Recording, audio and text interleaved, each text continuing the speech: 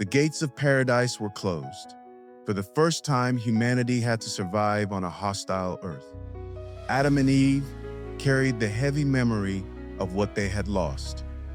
But they also carried hope. They believed their children would restore what was broken. But instead of restoration, the first generation brought something far worse.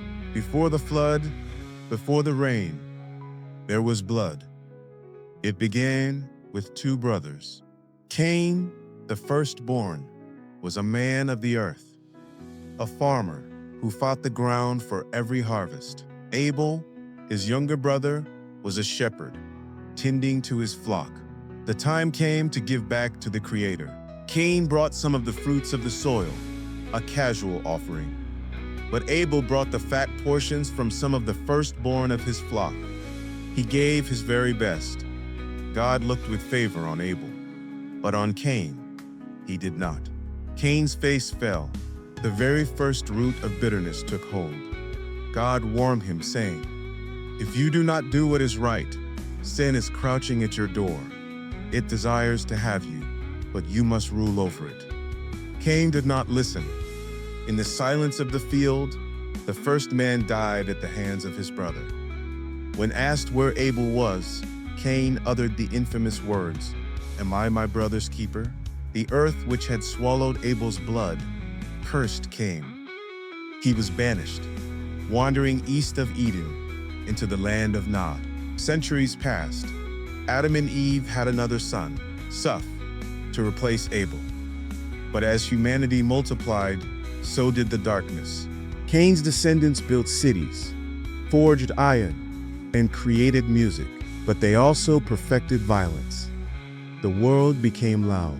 The scriptures tell us that the sons of God saw the daughters of humans were beautiful, and a strange, supernatural corruption spread across the earth. It got so bad that the text says, every inclination of the thoughts of the human heart was only evil all the time.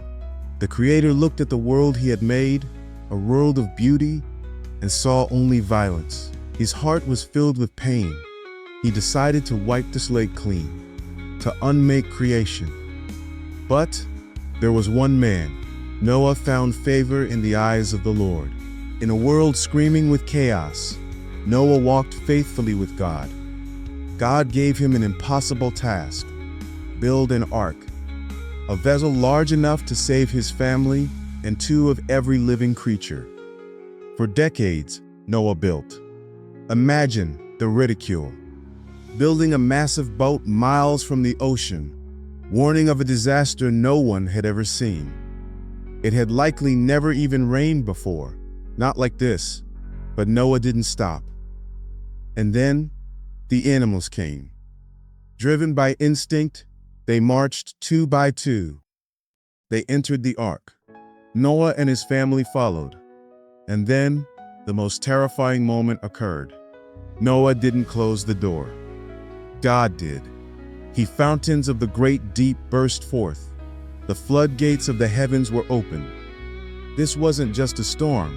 The world was collapsing. For 40 days and 40 nights, the rain fell. The waters rose until the highest mountains were covered. The violence of man was silenced. All that remained was a wooden box, floating on a lifeless ocean, carrying the seed of a new beginning. Eventually, the waters receded. The ark came to rest on the mountains of Ararat. Noah sent out a dove, and when it returned with an olive leaf, he knew the earth was healing. Noah built an altar, and there, in the quiet of a washed world, God made a covenant. He set his bow in the clouds, a promise that never again would water destroy the earth. Humanity had been given a second chance. The lineage of Adam continued, not through the perfection of Eden, but through the mercy of the storm. The flood washed the earth clean, but it did not wash the human heart. As Noah's descendants spread out, the memory of the water began to fade, and pride began to rise once again. They say history doesn't repeat itself, but it often rhymes. Soon, humanity would gather on a plain in Shinar, to build a tower that would challenge the heavens themselves. But that is a story for the next episode. If you found value in this retelling of the scriptures, please like this video. It helps us share these stories with more people. And if you want to follow the journey from the Tower of Babel to the Call of Abraham, make sure you are subscribed and have the bell notification turned on. I have a question for you. Do you think the mark of Cain comes up, was a punishment or a mercy to keep him alive? Let me know your thoughts in the comments below. Thanks for watching, and I'll see you in the next chapter.